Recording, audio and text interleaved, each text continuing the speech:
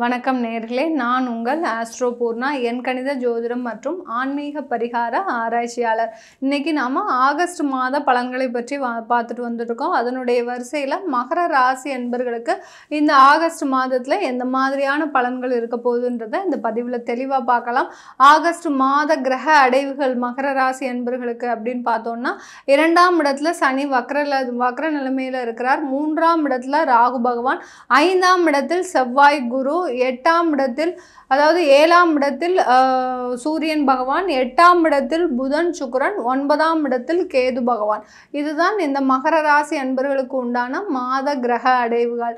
இந்த மகர ராசி அன்பர்கள் நிறைய பேர் பார்த்தீங்கன்னா 7.5 சனியின் மூலமாக நொந்து போய் தன்னுடைய வாழ்க்கையில் எந்த விதமான ஒரு முயற்சிகளுமே எடுக்காமல், ஏன்னா உங்களுடைய முயற்சிகள் எல்லாமே தடுக்கக்கூடிய ஒரு நிலைமையில தான் அந்த 3ஆம் இடத்துல இருக்கக்கூடிய அந்த ராகு பகவான் செஞ்சுட்டு இருக்கிறார். இதனால தன்னுடைய வாழ்க்கையில எல்லாத்தையுமே நாங்கள் இழந்துட்டோம், இனிமேல் எங்களால் மீளவே முடியாது, எங்களால் எந்திரிக்கவே முடியாது, அந்த மாதிரியான ஒரு தற்கொலை செய்யக்கூடிய ஒரு நிலைமையில இருக்கிறோம் அப்படின்னு நிறைய மகர ராசி என்பர்கள் தன்னுடைய வாழ்க்கையை வெறுத்து போய் இனிமேல் நம்மளால எந்த விதமான ஒரு முன்னேற்றமும் செய்ய முடியாது அப்படின்ற ஒரு சூழ்நிலையில இருந்துட்டு இருக்கிறீங்க. அவர்களுக்கு எல்லோருக்குமே பார்த்தீங்கன்னா இந்த ஆகஸ்ட் மாதம் ஒரு புத்துணர்ச்சியை தரக்கூடிய ஒரு மாதமாகவும், அதே சமயத்தில் நீண்ட கால ஒரு பிரச்சனைகள்ல இருந்து வெளிவருவதற்குண்டான ஒரு சாதகமான ஒரு நேரமாகவும் தான் இருக்க போகுது.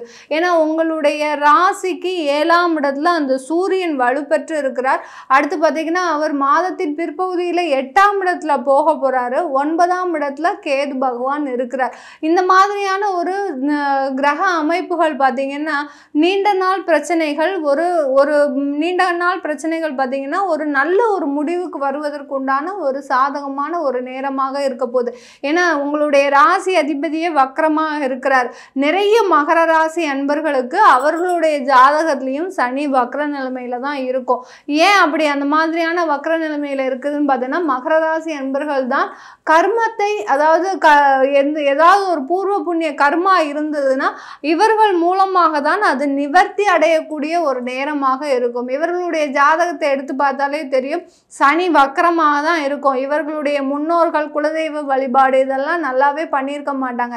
ஏன்னா அந்த காலத்தில் அந்த அளவிற்கு எந்த விதமான ஒரு இதுவுமே இல்லாமல் இருப்பாங்க. அதனால இந்த மகர ராசி என்பவர்களுடைய ஜாதகத்தை எடுத்து பார்த்தோம்னாலே தெரியும், சனி வக்ரத்தோடு இருப்பார்.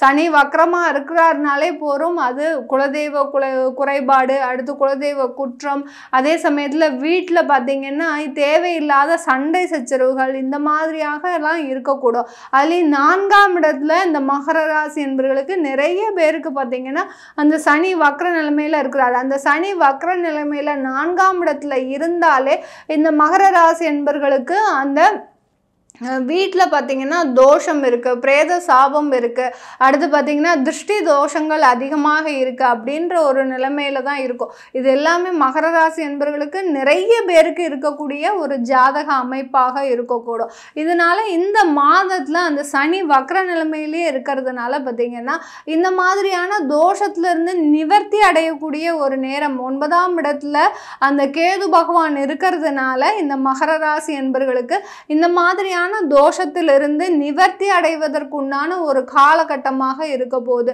சில பேருக்கு பெண்கள் சாபம் நிறைய பேருக்கு இருக்குன்னா, நீங்க இந்த பெண்கள் சாபம் இருக்கக்கூடிய மகர ராசி என்பர்கள் இந்த மாதத்துல வெள்ளிக்கிழமை அன்னைக்கு சில பக்கத்துல இருக்கக்கூடிய தெரிந்த நண்பர்கள் இருக்கக்கூடிய இடத்துல அந்த பெண்களை கூப்பிட்டு நீங்க அவர்களுக்கு ஒரு வெத்தலை பாக்க தாம்பூலம் கொடுத்தீங்கன்னாலே போரும், உங்களுடைய சாபம் அது நிவர்த்தி அடைவதற்குண்டான ஒரு நேரமாக தான். அதுல இருந்தே பார்த்தீங்கன்னா உங்களுக்கு ஒரு நல்ல ஒரு முன்னேற்றங்கள் தெரியறதுக்கு உண்டான ஒரு சாதகமான ஒரு அமைப்பாக இருக்க போகுது.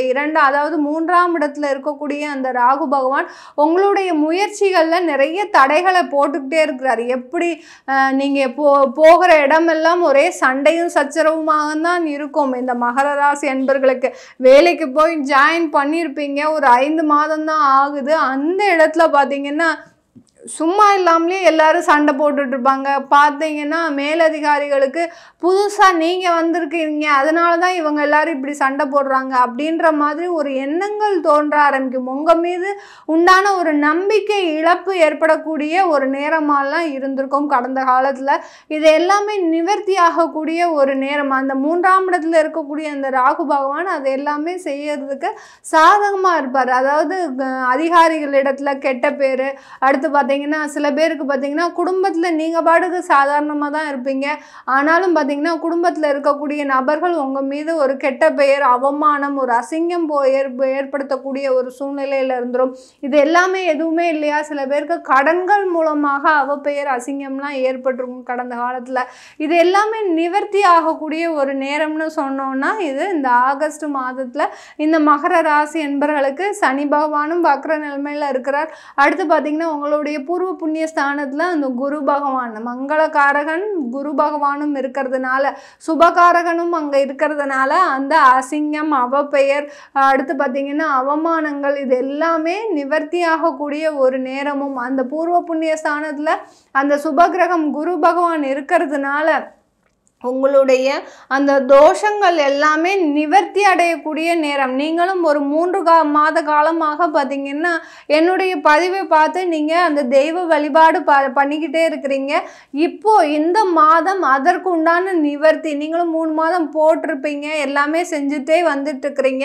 என்ன மேடம் எங்களுக்கு எந்த ஒரு நிவர்த்தியுமே கிடைக்கல அப்படின்னு சொல்கிறவங்களுக்கு கண்டிப்பாக இந்த ஆகஸ்ட் மாதத்தில் அதற்கு உண்டான நிவர்த்திகள் வருவதற்கு உண்டான ஒரு சாதகமான நேரமாக இருக்க போது இந்த மகர ராசி என்பர்களுக்கு இந்த காலகட்டத்தில் 7ஆம் இடத்துல இருக்கக்கூடிய அந்த சூரியனாகப்பட்டவர் திருமண உறவுல பார்த்தீங்கன்னா சில பிரச்சனைகளுக்கு கொடுக்கக்கூடிய ஒரு நேரமாக இருக்கும். ஏன்னா 8ஆம் வீட்டு அதிபதி 7ஆம் இடத்துல இருக்கும்போது உங்களுக்கு அந்த சூரியனாகப்பட்டவர் அது 17ஆம் தேதிக்கு அப்புறம் சிம்ம ராசிக்கு ஆட்சி பெற்று போக போறாரு. அதனால அந்த 7ஆம் இடத்துல இருக்க வரைக்கும் கொஞ்சம் சில இடர்பாடுகளை, திருமணம் சம்பந்தமான இடர்பாடுகளை, பிரச்சனைகளை சில பேர் தேடிக்கிட்டே இருக்கிறீங்க. அதாவது ஜாதக ரீதியா பொண்ணுக்கோ பையனுக்கோ அந்த ஏற்பாடுகள், திருமண ஏற்பாடுகள் பண்ணிக்கிட்டே இருக்கிறீங்க. எந்த விதமான ஒரு ஜாதகமும் பொருத்தமும் இல்லை.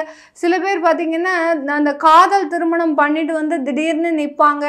என்னடா இது நம்ம எதிர்பாராத நேரத்தில் இந்த மாதிரி நடக்குதே அப்படின்ற மாதிரியான ஒரு விஷயங்கள்லாம் நடந்திருக்கும் இந்த மகர ராசி என்பர்களுக்கு.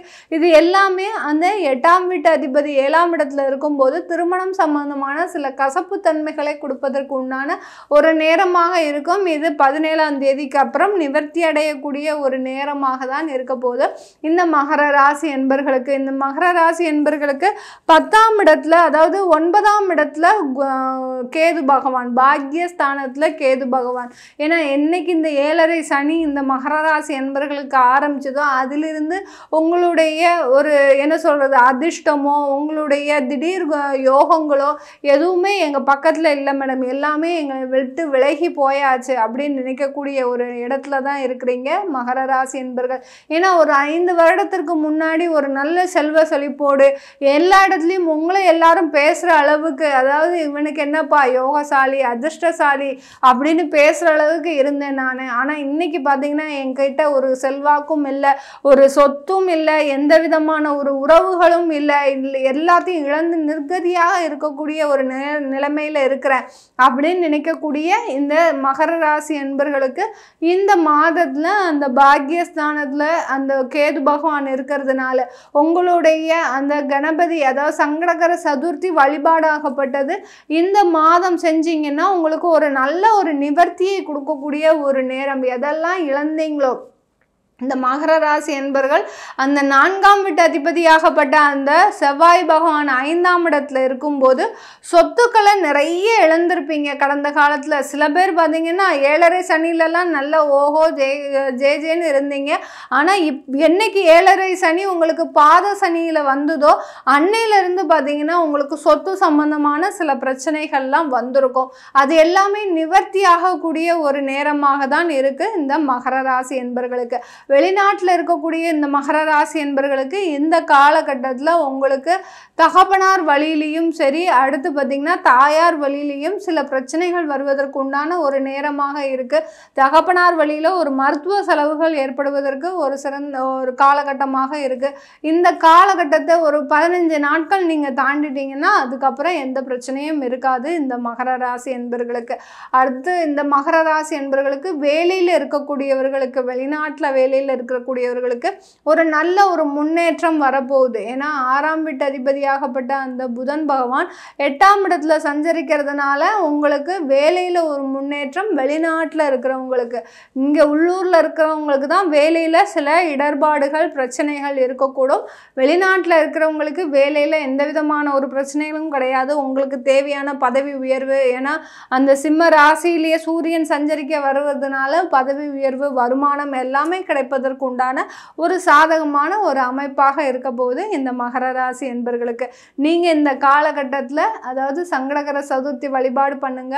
அடுத்து விநாயகர் அகவல் தினமும் பாராயணம் பண்ணுங்க மகர ராசி என்பர்கள். ஏன்னா சனி வக்ர நிலைமையில் இருக்கிறார், கேது பகவான் 9ஆம் இடத்துல இருக்கிறதுனால விநாயகர் அகவல் பாராயணம் மிக சிறந்த உறுதுணையாக இருக்க போகுது. எப்படி உங்களுக்கு ஒரு ஊன்றுகோல் மாதிரி இருக்குமோ அந்த அளவிற்கு அந்த பாராயணம் செய்கிறது பார்த்தீங்கன்னா உங்களுக்கு ஒரு நல்ல ஒரு வழிகாட்டியாக இருக்கும் விநாயகர் அகவல். அதை தொடர்ந்து பண்ணிக்கிட்டே வாங்க. உங்கள் வாழ்க்கையில் இருக்கக்கூடிய பிரச்சனைகள் எல்லாமே நிவர்த்தி ஆகக்கூடிய ஒரு மாதமாக தான் இந்த ஆகஸ்ட் மாதம் இருக்க போகுது. இது எல்லாமே நம்ம கோச்சார நிலவரப்படி மகர ராசி என்பர்களுக்கு சொல்லியிருக்கிறோம். உங்களுடைய தசாபுத்தி பலன்களை தெரிஞ்சுக்கணும் விருப்பப்படுறவங்களும், உங்களுக்கு ஜாதகம் இல்லை தொலைஞ்சு போச்சு, ஜாதகம் எழுதணும், என்னுடைய குழந்தைகளுக்கும் ஜாதகம் எழுதணும், நியூமராலஜி படி பேர் வைக்கணும் அப்படின்னு தெரிஞ்சுக்க விருப்பப்படுறவங்களும் கீழே இருக்கிற நம்பருக்கு வாட்ஸ்அப்பில் அப்பாயின்மெண்ட் வாங்கிக்கிட்டு நீங்கள் என்கிட்ட கன்சல்ட் பண்ணிக்கலாம். உங்களிடமிருந்து விடைபெறுவது உங்கள் ஆஸ்ட்ரோ பூர்ணா. நன்றி, வணக்கம்.